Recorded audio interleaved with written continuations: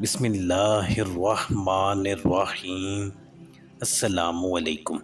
حضرت عزیر علیہ السلام حضرت ہارون علیہ السلام کی نسل میں سے ہیں۔ اس وقت ان کے خاندان اور دوسرے بنی اسرائیل کا قیام بابل میں محصوریت کی حالت میں تھا۔ عراق شہر کا پرانا نام بابل تھا، کیونکہ بادشاہ بخت نصر نے ان پر حملہ آور ہو کر ان کو قیدی بنا لیا تھا اور بڑے بڑے قیدیوں کو بابل میں لے گیا تھا، جہاں ان کی نسلیں بڑی اور آباد ہوں۔ مگر محصوریت کی حالت میں بخت نصر نے جہاں دوسری اقوام پر غارت گری کی، وہاں اس نے بنی اسرائیل کو بھی نہیں بخشا۔ حضرت عزیر علیہ السلام انتہائی زیرک، عقل مند اور ہوشیار تھے۔ بابل میں ذلت کی زندگی کو ناپسند کرتے تھے۔ قوم کی ذلت، محصوریت اور غلامی ان کو سخت غمگین اور پریشان کرتی تھی۔ حضرت عزیر علیہ السلام انتہائی عابد و صالح تھے اور تورات کی تلاوت کیا کرتے تھے، بلکہ تورات کے حافظ بھی تھے۔ بنی اسرائیل میں اس وقت ان کے سوا کوئی حافظ تورات نہیں تھا۔ ان سے پہلے ان کے والد اور دادا تورات کے حافظ تھے۔ عزیر تورات پڑھتے، اس کے احکامات پر عمل کرتے اور دوسروں کو اس پر عمل کرنے کی ترغیب دیتے ہیں۔ حضرت عزیر علیہ السلام مستجاب الدعوات بھی تھے، یعنی جس کے لیے بھی خیر کی دعا کرتے وہ ضرور قبول ہوتی۔ حضرت عزیر علیہ السلام کے 2 بیٹے تھے۔ جب ان کی عمر 40 سال کو پہنچی تو اللہ تعالیٰ کی طرف سے وحی آئی، ایک دن تم بابل کی محصوریت سے نکل جاؤ گے اور بنی اسرائیل کو بھی اس سے نجات ملے گی، اور اس سے نکل کر اپنے اصل وطن اقدس مقدسہ کی تعمیر یوں کرو گے۔ حضرت عزیر علیہ السلام نے اس وحی کے متعلق کسی کو بھی نہیں بتایا کہ کہیں اس کی وجہ سے بنی اسرائیل مشکلات میں مبتلا نہ ہو جائیں۔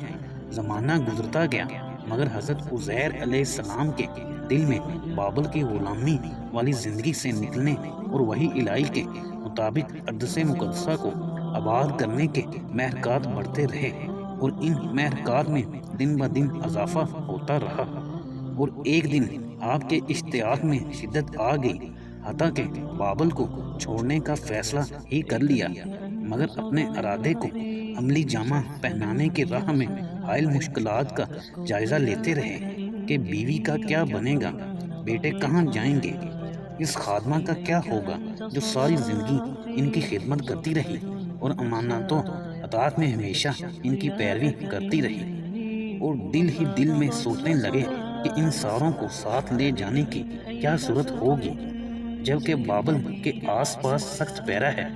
یہ بادشاہ کے پہرے دار کس وقت غافل ہوں گے؟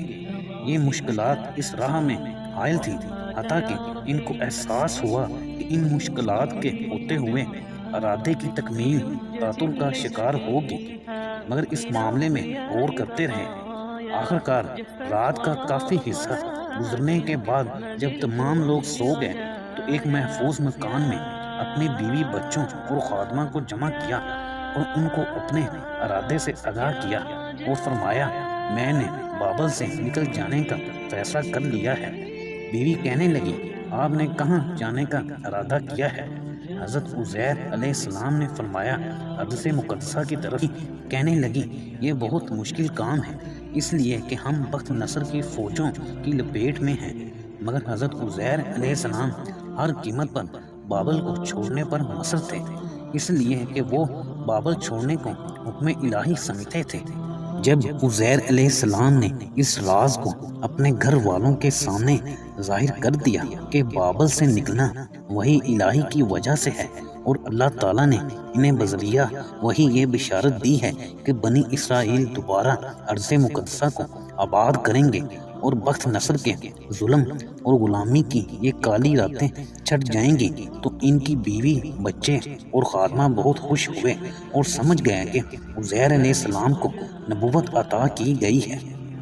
عزیر علیہ السلام نے فرمایا، یہ وحی الہی 3 مہینے قبل آئی تھی، اور یہ بھی سنو کہ میں تورات کا حافظ بھی ہوں، یہ کلام خداوندی ہے، انشاءاللہ ہر جگہ میری رہنمائی کرتا رہے گا۔ یہ ساری گفتگو سن کر بیوی کہنے لگی کہ تو پھر بنی اسرائیل کو اس سے مطلع نہ کر دیا جائے، تاکہ وہ خوش ہو جائیں اور ان کے عزائم بلند ہوں اور ذلت و اہانت کی زندگی سے نجات پانے کا داعیہ پیدا ہو۔ بیوی اور بچوں نے یہ بھی کہا آپ اکیلے جا کر ارض مقدسہ کو آباد نہیں کر سکتے اور نہ ہی وہاں آپ کو کوئی معین مددگار ملے گا، حتیٰ کہ وہاں ایک فرد بھی آپ کو نہیں ملے گا جسے آپ تورات کی تعلیم دے سکیں۔ یہاں ہمارے پاس رہیں گے تو ہمیں فائدہ ہوگا، ہم آپ سے تورات کے احکام کی تعلیم حاصل کر لیں گے۔ حضرت عزیر علیہ السلام نے فرمایا یہ اللہ کا حکم ہے جو ہو کر رہے گا، میں ہرگز اللہ کے حکم کی نافرمانی نہیں کر سکتا، بس اللہ تعالیٰ نے فرما دیا ہے کہ یہ ہوگا، مگر میں نہیں جانتا کہ کیسے ہوگا، مگر ہوگا ضرور۔ کچھ عرصہ کے بعد بنی اسرائیل بھی مجھے ملیں گے اور تم لوگ بھی ضرور مجھ سے ملو گے۔ صبر سے کام لو، بے صبری مت دکھاؤ، یہ اللہ تعالیٰ کا فیصلہ ہے، کوئی بھی اللہ کے فیصلے کو نہیں روک سکتا۔ مستقبل قریب میں ہم ارض مقدسہ میں جمع ہو جائیں گے۔ بابل سے نکلنے کی رات حضرت عزیر علیہ السلام نے گھر والوں کو تاکید کی کہ میرے معاملے کو مخفی رکھا جائے، کوئی میرے بارے پوچھے تو اس سے کہا جائے کہ گھر سے نکلے ہیں، نہیں معلوم کب واپس آئیں گے۔ ان کے جانے سے بیوی بچے غمگین ہونے لگے تو حضرت عزیر علیہ السلام نے فرمایا صبر کرو، ہم ضرور ملاقات کریں گے۔ اللہ تعالیٰ نے یہی وحی فرمائی ہے، غمگین مت ہو جاؤ، رونا دھونا بند کرو اور اپنی آوازوں کو پست کرو تاکہ کسی کو خبر نہ ہو۔ اب میں آپ لوگوں کو اللہ تعالیٰ کے حوالے کر کے جا رہا ہوں۔ جانے لگے تو بیوی نے پوچھا سواری کے لیے کیا انتظام کیا ہے؟ فرمایا چند دن قبل اس غرض کے لیے ایک مضبوط گدھا خریدا تھا۔ بیوی کہنے لگی وہ کہاں ہے؟ فرمایا میرے دوست کے پاس ہے اور ان سے وعدہ لیا ہے کہ روانگی کے وقت شہر پناہ سے باہر لا کر میرے حوالے کرے گا۔ کہنے لگی بابل کو چھوڑنے کے متعلق آپ کے دوست باخبر ہیں؟ عزیر علیہ السلام نے فرمایا جی ہاں، اسے علم ہے اور مجھ پر سب سے پہلے ایمان لانے والا بھی وہی ہے، انشاءاللہ وہ میرے تمام معاملات کو راز میں رکھے گا۔ آپ کا وہاں سے جانا بیوی بچوں کے لیے بہت مشکل اور دشوار گزار امر تھا۔ انہوں نے انتہائی غم و حزن کے ساتھ ان کو رخصت کیا اور عزیر علیہ السلام بابل سے نکلنے کے لیے چل پڑے۔ عزیر علیہ السلام نے انتہائی دشوار ترین اور طویل ترین سفر کے لیے کمر ہمت باندھ لی اور خوف و انتظار کی حالت میں بابل سے نکلنے میں کامیاب ہوئے، اس لیے کہ بخت نصر کی فوج ہر طرف بابل کو گھیرے ہوئے تھی۔ آپ کو طویل سفر بڑی مشقت کے ساتھ طے کرنے کے بعد معلوم ہوا کہ میں ارض مقدسہ میں داخل ہو گیا ہوں، جس کی زیارت کے لیے مدتوں سے مشتاق تھے۔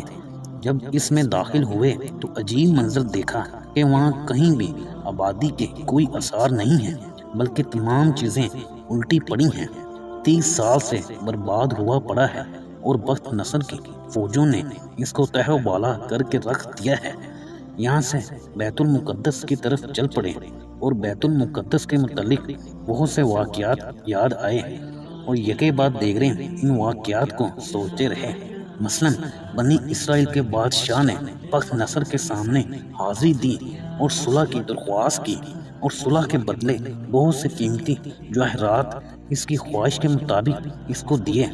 بخت نصر نے اس پر بس نہیں کیا، بلکہ بنی اسرائیل کے بعض سرداروں کو اپنی تحویل میں لینے کا مطالبہ کیا تاکہ صلح کو برقرار رکھنے کے طور پر وہ گروی بن جائیں اور سرکشی نہ کرنے کی ضمانت ہو۔ اور وہ واقعہ بھی انہیں یاد آیا کہ جب بخت نصر نے اپنی فوجوں کو لے کر ان پر چڑھائی کی تو بنی اسرائیل کے لوگ خوف زدہ ہو کر لڑنے کی بجائے اپنے اپنے گھروں میں چھپ گئے اور بادشاہ نے مجبور ہو کر بخت نصر سے صلح کی اور اس صلح کے بدلے اس کو بہت سارے اموال دیے۔ اور جب وہ مال لے کر چلے گئے تو یہ لوگ گھروں سے باہر نکلے اور بادشاہ پر صلح کرنے کی وجہ سے غضبناک ہوئے اور کہنے لگے کہ صلح کرنے کی کیا ضرورت تھی، ہم بخت نصر کے ساتھ قتال کرنے کی طاقت رکھتے ہیں۔ یہ کہہ کر بادشاہ پر حملہ آور ہو کر اس کو قتل کر ڈالا اور صلح کو توڑ دیا۔ بت نصر کو جب واقعے کا علم ہوا تو دوبارہ بیت المقدس پر چڑھ دوڑا اور بیت المقدس کو سخت محاصرے میں لے لیا اور شہر پناہ کو توڑنے لگا۔ حتیٰ کہ شہر پناہ مکمل منہدم ہو گیا تو اس کی فوجیں شہر میں داخل ہو گئیں اور پورے شہر کو تہو بالا کر دیا۔ عورتوں بچوں تک کو قتل کر ڈالا، ان کے گھروں اور فصلوں کو برباد کر کے چھوڑا، لوگوں کو قتل کر دیا اور قیدی بنا لیا اور غارت گری کی انتہا کر دی۔ تمام شہر برباد ہو گئے، خون کی ندیاں بہہ گئیں۔ کچھ مصر کی طرف اور کچھ مکہ حجاز کی طرف بھاگنے میں کامیاب بھی ہوئے۔ جو بچے ان کو بت نصر نے قید کر لیا، مگر ان میں سے جوانوں کو قتل کر ڈالا اور عورتوں اور بچوں کو زندہ چھوڑ کر غلام بنا لیا۔ حضرت عزیر علیہ السلام نے جب بیت المقدس کو ہر طرف سے برباد حالت میں دیکھا تو یہ سب واقعات ان کے ذہن میں یکے بعد دیگرے گھومتے رہے۔ درختوں کو دیکھا کہ ان میں لگے پھل سالہ سال سے نہ چننے کی وجہ سے وہ نئے پرانے پھلوں سے بھرے ہیں۔ غرض ہر طرف بربادی ہی بربادی تھی۔ اسی اسلام میں حضرت عزیر علیہ السلام کو دور سے بھیڑیوں اور درندوں کی آوازیں سنائی دیں تو ادھر ادھر دیکھنے لگے کہ کہیں کوئی بشر نظر آئے، مگر کسی آدمی کے وجود کا کوئی تصور ہی نہیں تھا۔ بہرحال چلتے چلتے القدس پہنچ گئے۔ وہاں بت نصر کی قتل گاہ کو دیکھا۔ ہر طرف مقتولین کی پرانی ہڈیاں بکھری پڑی ہیں اور دیواروں پر سیاہ و خشک خون لگا ہوا دیکھا، اور ہزاروں انسانی کھوپڑیاں بت نصر کی درندگی پر دلالت کر رہی تھیں۔ عزیر علیہ السلام نے دیکھا کہ نہ گھروں کا وجود ہے، نہ عبادت خانے باقی ہیں، سب کے سب مٹی کے ڈھیر میں تبدیل ہیں۔ اس دہشتناک منظر کو دیکھ کر حضرت عزیر علیہ السلام دہشت زدہ ہو گئے۔ بت نصر کی اس غارت گری کے زمانے میں حضرت عزیر علیہ السلام کی عمر تقریباً 10 سال کی تھی، لیکن اپنے آباء و اجداد سے اس کی ہولناکیوں کے واقعات کو سنتے رہتے تھے، مگر ان کو اندازہ نہیں تھا کہ تباہی و بربادی اس حد تک ہوگی جو وہ اپنی آنکھوں سے دیکھ رہے ہیں۔ بہرحال حضرت عزیر علیہ السلام نے اس برباد شہر کے آس پاس چکر لگایا، اس کے ماضی و حال کو سوچنے لگے اور اس کے مستقبل کے بارے میں متفکر ہوئے، اور دل میں چند سوالات ابھرے، مثلا یہ کہ کیا یہ برباد اور بے آب و گیا شہر دوبارہ آباد ہوگا؟ کیا اس کے بازار مجالس دوبارہ بارونق ہوں گی؟ یا مردوں عورتوں اور بچوں کی رہل پہل ہوگی؟ چونکہ اللہ تعالیٰ کی طرف سے وہی یہ آئی تھی کہ یہاں دوبارہ زندگی کے آثار نمایاں ہوں گے، لوگوں کی چہل پہل ہوگی، اس کے کھیت اور فصلیں پھر سے لہلانے لگیں گی، تمام رونقیں اللہ تعالیٰ لوٹ آئیں گی۔ مرنے کے بعد سب کو کیوں کر زندہ کرے گا؟ تھوڑی دیر تامنے کے دوبارہ کیسے گویا کرے گا؟ اس دوران گرد و پیش کو دیکھ کر سخت تنہائی محسوس کی کہ ہر طرف خاموشی چھائی ہوئی ہے، ہر چیز خاموش ہے، حتیٰ کہ درختوں میں حرکت نہیں ہے اور ہر طرف بربادی ہی بربادی کا سماں ہے۔ سڑکیں انسانی کھوپڑیوں سے بھری پڑی ہیں اور ہڈیاں بکھری ہوئی ہیں، حتیٰ کہ سوائے دہشت و زدہ کرنے والی تند و تیز ہواؤں کی آواز کے ہر طرف خاموشی ہے۔ چنانچہ القدس کے پہاڑوں میں اسی غار کو قیام کرنے کے لیے منتخب کرنے کا خیال پیدا ہوا۔ اپنے گدھے کو چرنے کے لیے چھوڑ دیا، خود ایک باغ میں جا کر اپنے لیے ایک ٹوکری بنائی، اس کو انگوروں اور انجیروں سے بھر دیا اور کچھ انگوروں کا رس نکال کر اسے اپنے چمڑے کے ایک برتن میں ڈال دیا تاکہ بوقت ضرورت نوش کریں۔ چاشت کے وقت ایک کشادہ غار میں گھس گئے اور اپنا گدھا پاس باندھ لیا۔ ٹوکری اور انگوروں کے اس برتن کو اپنے پہلو میں رکھ کر سستانے کے لیے لیٹ گئے، اور دل و دماغ پر یہ چھایا ہوا ہے کہ یہ علاقہ کس طرح آباد ہوگا، اس کی آبادی کی کیا صورت ہوگی، کیونکہ آپ کو اس کے آباد ہونے کے متعلق وحی الہی کے ذریعے خبر دی گئی تھی۔ بہرحال وہ انسان تھے، اس کی آبادی کی کوئی ظاہری صورت سامنے نہیں تھی۔ مسلسل یہ الفاظ کہ اللہ تعالیٰ آخر اس کو مرنے کے بعد کیسے زندہ کرے گا دہراتے رہے۔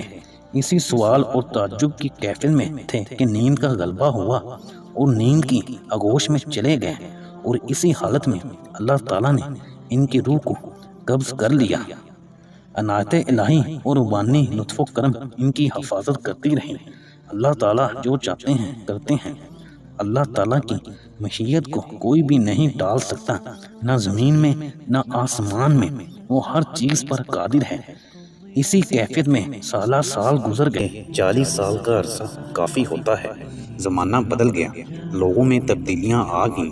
اسی اثنا میں بنی اسرائیل میں ایک انتہائی خوبصورت لڑکی پیدا ہوئی جو ذکاوت، ہوشیاری، سیرت و صورت میں خاندان کی تمام لڑکیوں پر فائق تھی۔ ایک دن بابل کے بادشاہ کی اس پر نظر پڑی اور وہ اس پر فریفتہ ہو گیا۔ اس کو نکاح کا پیغام دیا، اس کے ساتھ اس کا نکاح ہو گیا، اس کے ساتھ بہت محبت کرنے لگا۔ چنانچہ اس لڑکی نے شوہر کے سامنے اپنا نام پیدا کیا اور شوہر کی نظروں میں معزز ہونے لگی۔ شوہر نے اسے بڑا درجہ دیا۔ اسی دوران اللہ نے ایک خوبصورت بیٹا بھی انہیں عطا کیا۔ اس سے شوہر کے دل میں اس کے لیے مزید جگہ پیدا ہو گئی اور پورے محل میں عزت کی نگاہ سے دیکھی جانے لگی۔ اس کی وجہ سے بنی اسرائیل کے معاملات آسان اور حالات سازگار ہونے لگے۔ معاملہ یہاں تک پہنچا کہ علماء بنی اسرائیل قصر شاہی میں داخل ہو گئے اور اس بچے کو تورات کی تعلیم دینے لگے۔ اپنے نانیال کے لوگوں سے محبت کرنے لگا۔ ان علماء کی قصر شاہی میں بڑی آؤ بھگت ہونے لگی۔ لوگ بڑے اعزاز و احترام کے ساتھ پیش آنے لگے۔ اس طرح قصر شاہی میں ان کی باتیں مانی جانے لگی، حتیٰ کہ وہ علماء بادشاہ کے وزراء اور بلند منصب پر فائز لوگوں کے ہم رتبہ ہو گئے اور بادشاہ کے مشوروں میں شامل ہونے لگے۔ وقت گزرتا گیا اور بنی اسرائیل کے لیے آسانیاں اور بہتریاں پیدا ہونے لگیں، یہاں تک کہ بابل کے بادشاہ کا انتقال ہوا اور اس کا وہ بیٹا اس کا جانشین ہوا جس کی تربیت علماء بنی اسرائیل کے ہاتھوں ہوئی تھی، جو اپنے نانیال کے لوگوں کے ساتھ انتہائی محبت کرتا تھا اور جس نے ان کے علماء سے تورات بھی حفظ کی تھی اور ان کے علوم سے بہرہ ور ہوا تھا۔ ایک دن اس کی والدہ نے ایک مجلس میں اس سے کہا کہ بنی اسرائیل کی زمین بے آباد پڑی ہوئی ہے، ان کو آباد کرنے کی ضرورت ہے تاکہ بنی اسرائیل کے لوگ وہاں جائیں اور اس کو آباد کریں، کھیتوں کی رونق کو دوبارہ بحال کریں۔ بیٹا ماں کی بات مان گیا اور بابل کے تمام شہروں میں اعلان کروا دیا کہ بنی اسرائیل میں سے کوئی بھی اپنے وطن جانا چاہے آسانی سے جا سکتا ہے، اس کو کوئی نہیں روکے گا۔ یہ اعلان عزیر علیہ السلام کے بابل سے نکلنے کے 70 سال بعد ہوا تھا۔ اس اعلان کو سن کر بنی اسرائیل بابل کو چھوڑ کر اپنے اصلی وطن کی طرف ہجرت کرنے لگے، لیکن وہاں پہنچ کر شہر کی حالت دیکھ کر دہشت زدہ ہو گئے۔ تاہم انہوں نے اس کو آباد کرنے کے لیے کمر ہمت باندھ لی، خوب محنت کی، درخت لگائے، فصلوں سے کھیتوں کو آباد کیا، مکانات کو اچھے طریقے سے ازے سر نو بنوایا۔ اس طرح شہر کی رونقیں پہلے سے بھی بہتر طور پر واپس لوٹ آئی اور ہر طرف نئی زندگی پورے عزم کے ساتھ لوٹ آئی۔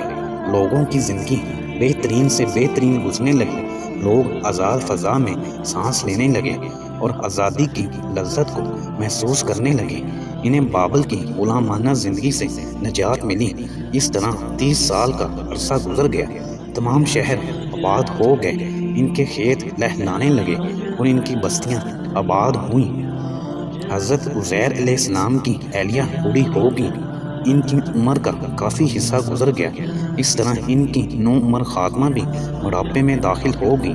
ارض مقدسہ آنے کے بعد عزیر علیہ السلام کے بارے معلومات حاصل کرنے کی کوشش کرتے رہے، مگر کہیں سے بھی ان کا کوئی نام و نشان نہ ملا۔ تمام شہروں اور دیہاتوں میں تلاش و بسیار کے باوجود کچھ حاصل نہ ہوا۔ تلاش کے دوران اس غار سے اللہ تعالیٰ نے ان کو غافل کر دیا تھا جہاں عزیر علیہ السلام سو رہے تھے۔ اس کی طرف جانے کا خیال بھی ان کے دلوں میں نہیں آیا۔ اللہ تعالیٰ کی مشیت اس بات کی مقتضا ہوئی کہ اس غار کے پاس کوئی بندہ بشر نہ جائے۔ اس طرح حضرت عزیر علیہ السلام کی وفات کو پورے 100 سال گزر گئے۔ پھر ایک دن ان کے جسم میں حرکت پیدا ہونے لگی اور اللہ تعالیٰ نے ان کو زندہ کر دیا۔ ان کی روح لوٹ آئی، دل حرکت کرنے لگا تو اٹھ کر بیٹھ گئے اور اپنے آس پاس کے ماحول کا طائرانہ جائزہ لیا۔ اپنے انگور کے شیرے کو موجود پایا اور کھانے کے سامان کو صحیح سالم اپنے پاس پایا۔ اسی اثناء میں ایک منادی کی آواز سنی جو یہ آواز لگا رہا تھا، کم لبثتم، یعنی تو کتنے دن سویا رہا۔ یہ آواز سن کر عزیر علیہ السلام نے اپنے ماحول کی طرف نظر کی اور سورج کو دیکھا کہ مشرق کی طرف سے بلند ہو رہا ہے، تو جواب میں فرمایا لبثت یوما او بعد یوم، یعنی ایک دن یا اس سے بھی کچھ کم سویا ہوں۔ مگر فوراً اسی آواز دینے والے نے کہا بل لبثت مئۃ عام، یعنی پورا 100 سال سویا ہے۔ یہ آواز سن کر حضرت عزیر علیہ السلام خوف زدہ سے ہو گئے اور 100 سال سونے کے متعلق سوچتے رہے اور کہنے لگے 100 سال؟ پھر اپنی ٹوکری کی طرف دیکھا، اس کو بالکل تازہ پایا ہے جیسا کہ ابھی رکھی گئی ہو۔ یہی حالت انجیر کی تھی، اور انگور کا شیرہ چمڑے کے برتن میں بالکل تازہ ہے، اس میں بدبو پیدا ہوئی ہے، نہ گاڑھا ہوا ہے نہ ہی ذائقہ بدلا ہے، یعنی رنگ و بو دونوں اپنی اصلی حالت میں ہیں۔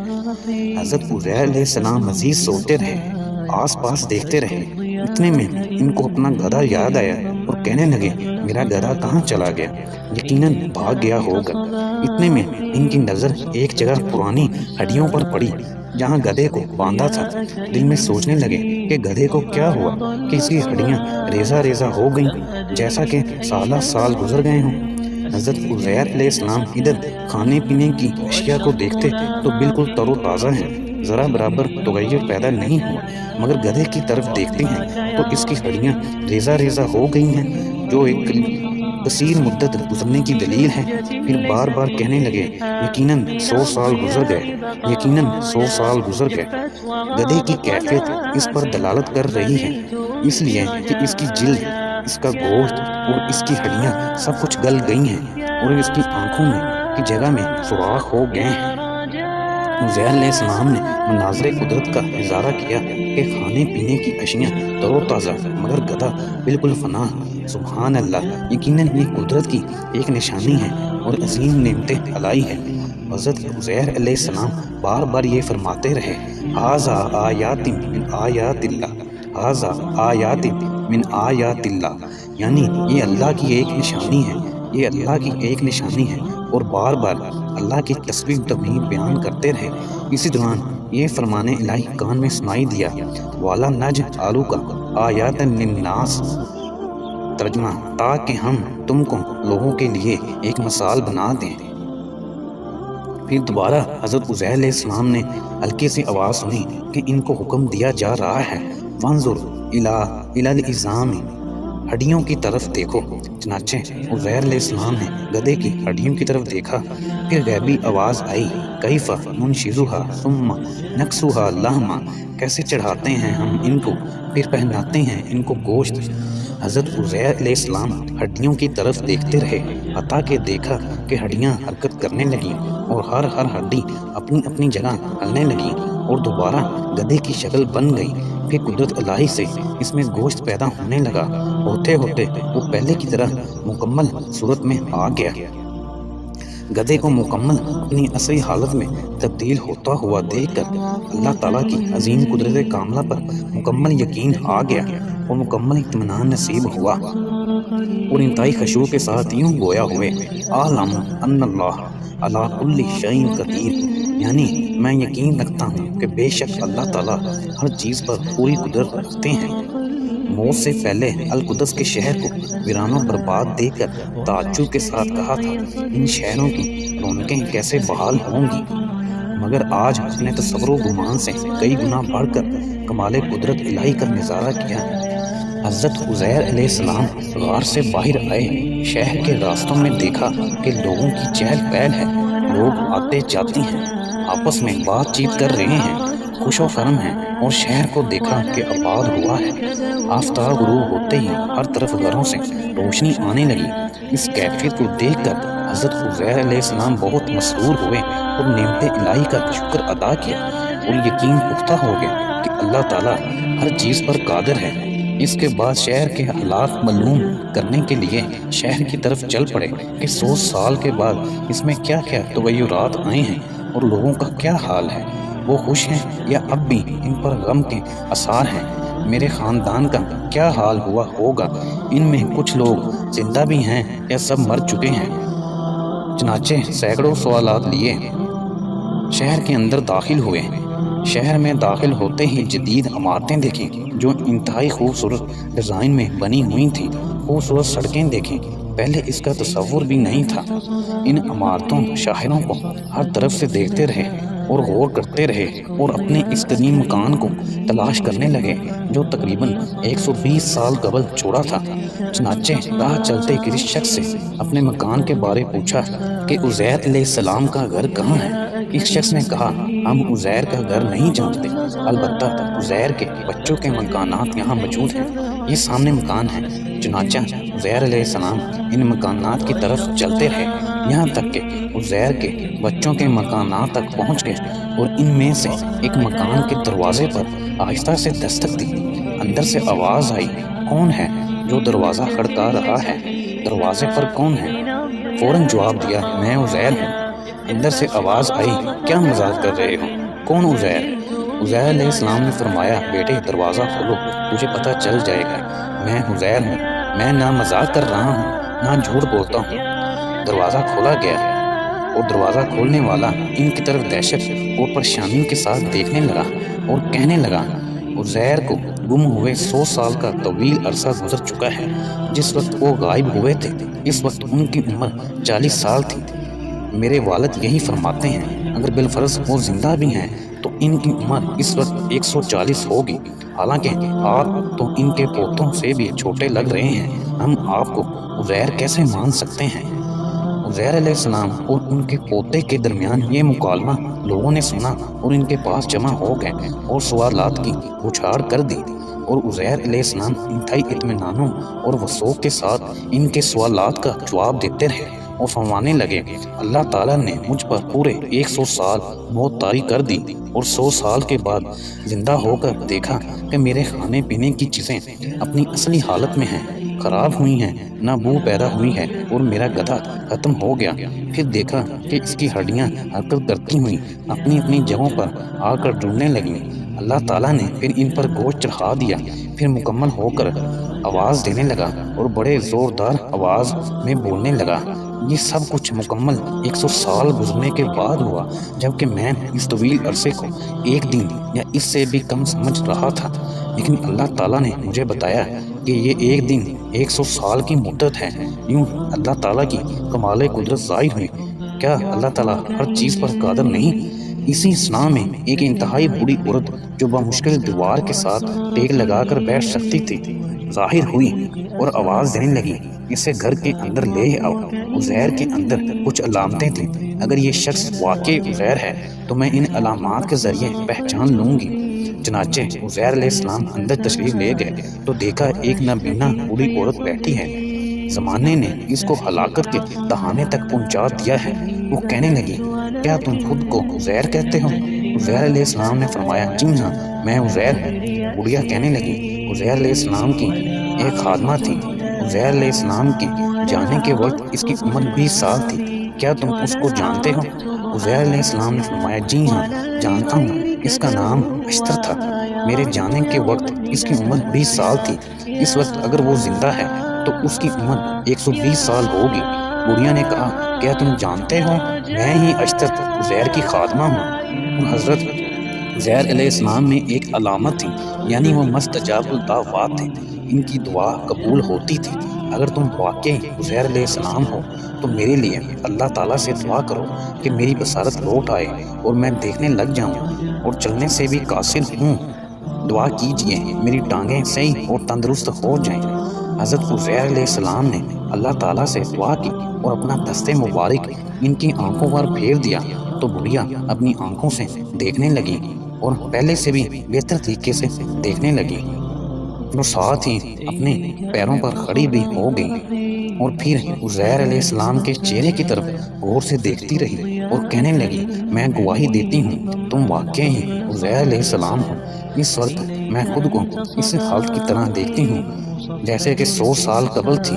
ایک اور بوڑھی آئی جس کی عمر 140 کو پہنچی ہوئی، اس نے کہا، عزیر میں کون ہوں؟ کیا تم مجھے جانتے ہو؟ عزیر علیہ السلام نے کہا تم میری بیوی ہو، میں تم کو ہرگز نہیں بھول سکتا۔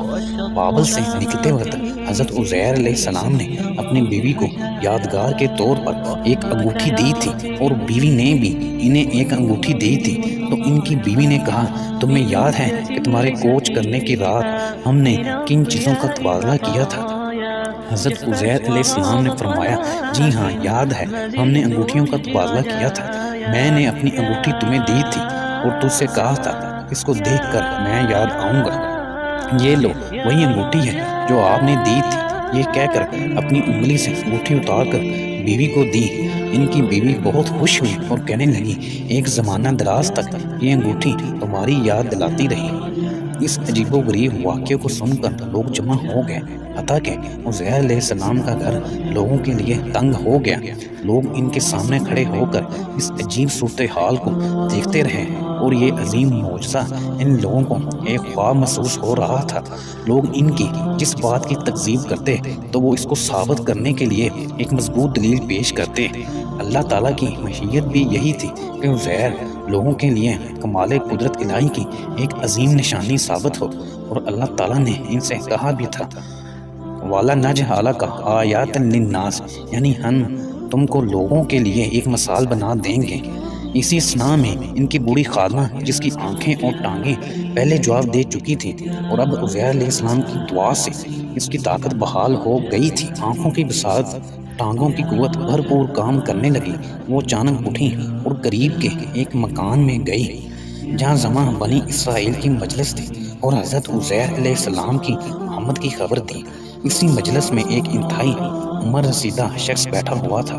وہ حضرت عزیر علیہ السلام کا بیٹا تھا جو کہ عمر کے آخری حد کو پہنچ چکا تھا، یعنی 118 سال کو پہنچ چکا تھا اور صدر مجلس کے طور پر بیٹھا ہوا تھا۔ وہ خادمہ چیختی ہوئی ان کے پاس پہنچی اور کہنے لگی لو عزیر آ گئے ہیں، عزیر آ گئے ہیں۔ یہ آواز سن کر عزیر کے بیٹے نے سر کو اوپر اٹھایا اور اپنی کمزور اور نحیف نظروں سے اس عورت کی طرف دیکھ کر کہنے لگا یہ لڑکی کون ہے؟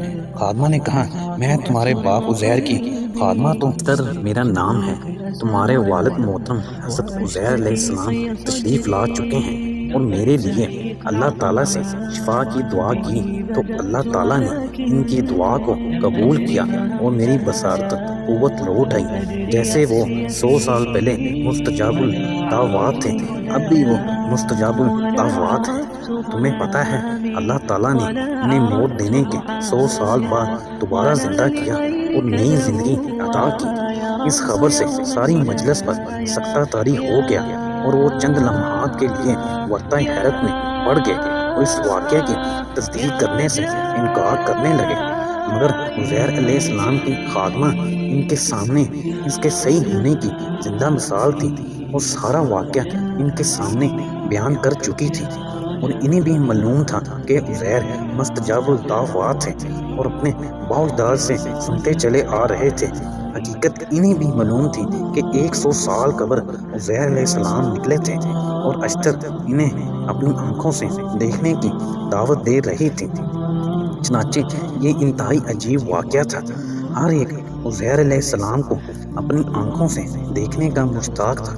تمام لوگ ان کو دیکھنے اور واقعے کی صحیح صورتحال جاننے کے لیے عزیر علیہ السلام کے گھر کی طرف چل پڑے۔ سب سے آگے عزیر علیہ السلام کے بیٹے تھے جو بڑھاپے کی بنا پر لاٹھی کے سہارے چل رہے تھے اور ضعف کی وجہ سے تیز چلنے سے قاصر تھے۔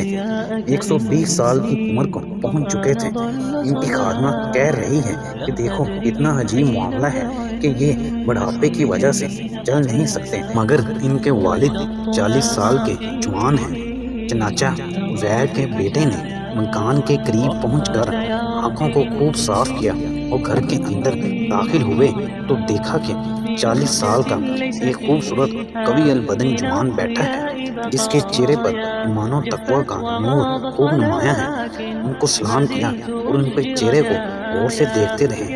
انتہائی ادب کے ساتھ عزیر علیہ السلام کی طرف متوجہ ہوئے اور کہنے لگے میرے والد محترم حضرت عزیر علیہ السلام کی ایک خاص علامت ہے۔ حضرت عزیر علیہ السلام نے فرمایا وہ کیا؟ بوڑھے بیٹے نے کہا ان کے شانے میں حلال کی طرح کالے رنگ کی ایک علامت تھی یہ کہہ کر عمر رسیدہ صاحبزادہ خاموش ہو گیا اور مکان میں موجود تمام لوگوں پر خاموشی طاری ہو گئی اور ہر ایک حضرت عزیر علیہ السلام کو پہچاننے کے لیے اور طلب نظروں سے ان کی طرف دیکھ رہے تھے، گمان کر رہے تھے کہ شاید یہ واقعہ جھوٹا ہے۔ باپ جوانوں کی صف میں ہے جبکہ بیٹا بڑھاپے کی انتہا کو پہنچ چکا ہے، حتیٰ کہ اپنی ٹانگوں پر صحیح طرح سے کھڑا بھی نہیں ہو سکتا۔ حضرت عزیر علیہ السلام نے تھوڑی دیر خاموشی اختیار کرنے کے بعد اپنے بازو کو حرکت دی اور اپنا شانہ مبارک کھولا۔ بیٹے نے شانے میں چاندی کی طرح کالے رنگ کا نشان دے کر نعرہ تکبیر بلند کیا اور خوشی سے ہل اٹھا اور والد کی دست بوسی کی، مرحبا کا، اور کہنے لگا، یقیناً یہ میرے والد محترم ہیں اور میں گواہی دیتا ہوں کہ یہ میرے والد ہی ہیں۔ اس بات پر بنی اسرائیل کے تمام لوگوں نے بھی نعرہ بلند کیا اور حضرت عزیر علیہ السلام کو اپنے اندر پا کر انتہائی مسرور ہوئے۔ لیکن اسی دوران ایک عالم نے اس واقعے کو یقینی طور پر ثابت کرنے کے لیے حضرت عزیر علیہ السلام سے ایک سوال کیا اور کہا، ہم بنی اسرائیل کے لیے بھی عزیر علیہ السلام کی ایک علامت تھی جو اس علامت کے علاوہ ہے، جس کے ذریعے آپ کے بیٹے نے آپ کو پہچانا اور گواہی دی۔ وہ علامت یہ ہے کہ ہم پورے بنی اسرائیل میں تورات کا کوئی حافظ نہیں تھا سوائے حضرت عزیر علیہ السلام کے۔ حضرت عزیر علیہ السلام نے انتہائی اطمینان اور خود اعتمادی کے ساتھ فرمایا، میں حافظ تورات ہوں، مکمل تورات مجھے یاد ہے۔ اتنے میں مجلس سے بعض شیوخ بنی اسرائیل اٹھے اور تورات کا ایک نہایت قدیم نسخہ اٹھا کر لائے جو ان میں سے کسی نے بخت نصر کے جلانے کے خوف سے چھپا کر رکھا تھا، کیونکہ بخت نصر تورات کے نسخوں کو جلاتا تھا۔ بہرحال کہنے لگے، آپ تورات پڑھتے جائیں اور ہم اس تورات کے نسخے کے ساتھ ملاتے جائیں گے۔ چنانچہ عزیر علیہ السلام ان کے درمیان بیٹھ گئے اور اپنی یاد سے تورات کی تلاوت شروع کر دی اور وہ لوگ اپنے پاس موجود اس نسخے سے ملاتے رہے۔ وہ پڑھتے رہے، یہ لوگ نسخے کے ساتھ ملاتے رہے اور سنتے رہے، یہاں تک کہ پوری تورات ان کو سنا دی، مگر ایک حرف کی بھی غلطی نہیں آئی اور نہ ہی کسی آیت کو مکرر پڑھا۔ تو اس مجمع میں موجود تمام لوگوں نے گواہی دی، یہ عزیر علیہ السلام ہی ہیں، اور بہت خوشی کا اظہار کیا۔ کسی نے مجلس پر طائرانہ نظر دوڑائی تو قدرت الہی کا عجیب کمال سامنے آیا کہ حضرت عزیر علیہ السلام اس مجلس میں بیٹھے ہوئے ہیں۔ اس مجلس میں ان کے بیٹے پوتے بیٹھے ہیں جو بڑھاپے کی انتہا کو پہنچ چکے ہیں، ان کے بال اور داڑیاں سفید ہو گئی ہیں، عمر کی زیادتی نے ان کی کمروں کو چکا دیا ہے، جبکہ ان کے والد عزیر علیہ السلام 40 سال کے جوان ہیں، بال بالکل سیاہ ہیں، بدن کی قوت مضبوط ہے، قد سیدھا اور درست ہے۔ یہ اللہ تعالیٰ کے کمال قدرت کی ایک عظیم نشانی نہیں تو اور کیا ہے۔ قرآن کریم نے حضرت عزیر علیہ السلام کے واقعے کو بیان فرمایا تاکہ لوگ اس سے سبق حاصل کریں اور مرنے کے بعد دوبارہ زندہ ہونے کو جان لیں کہ اللہ تعالیٰ ہر چیز پر قادر ہے۔ وہی ذات کھانے پینے کی چیزوں کی بھی خالق ہے اور وہی ان کو مدتوں تک صحیح سالم برقرار بھی رکھ سکتی ہے، جس میں کوئی بدبو پیدا ہو نہ خرابی ہو۔ وہی ذات حضرت عزیر علیہ السلام کی گدھے کی ہڈیوں کو 100 سال کے بعد دوبارہ زندہ کرنے پر قادر ہے اور اس کی صورت کو عزیر علیہ السلام کے سامنے بنایا تاکہ اللہ کی قدرت کو دیکھ کر عین الیقین کا درجہ حاصل ہو، تو اس بات کا کامل یقین ہو کہ ساری کائنات اللہ کی مخلوق ہے اور تمام تصرفات اللہ تعالیٰ کے لیے ہیں۔ وہی ذات پاک ہے، اس کا کوئی مثل نہیں ہے، ایک ہے، یکتا ہے، بے نیاز ہے۔ اللہ حافظ۔